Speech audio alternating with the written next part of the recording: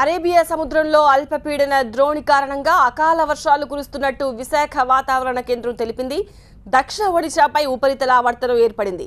అల్పపీడనం ఉపరితల ఆవర్తనం ప్రభావంతో తెలుగు రాష్ట్రాల్లో 2 రోజుల పాటు వర్షాలు కురిసే అవకాశం ఉంది. నేడు కోస్తా రాయలసీమల్లో చెదురుమదురు వానలు పడే అవకాశం ఉంది.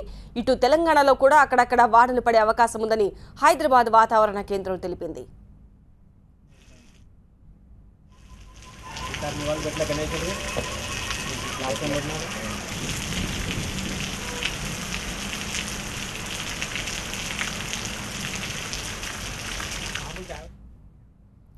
ఏపీని అకాల వర్షాలు ముంచెత్తుతున్నాయి. ఇంకా ఎండాకాలం పూర్తి స్థాయిలో రాకముందే వర్షాలు కురుస్తున్నాయి.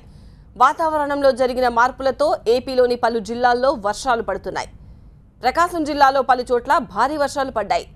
వెలిగండ్ల మండలంలో కుండపోత వర్షం కురిసింది. జిల్లెలమూడి, మొగళ్లూరు, వెంగమాంబపురంలో వాగులు పొంగి పొర్లుతున్నాయి. జిల్లెలమూడి వద్ద బైక్పై వెళ్తున్న 2 వ్యక్తులు వాగులో పడి కొట్టుకుపోయారు. వారిని స్థానికులు రక్షించారు.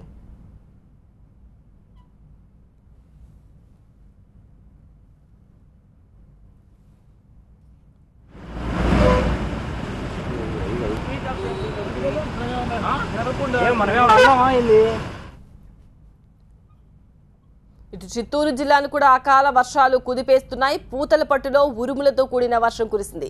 భారీ వర్షాలకు వాగులు వంకలు పొంగి పొర్లుతున్నాయి. లోతట్టు ప్రాంతాలు జలమయమయ్యాయి.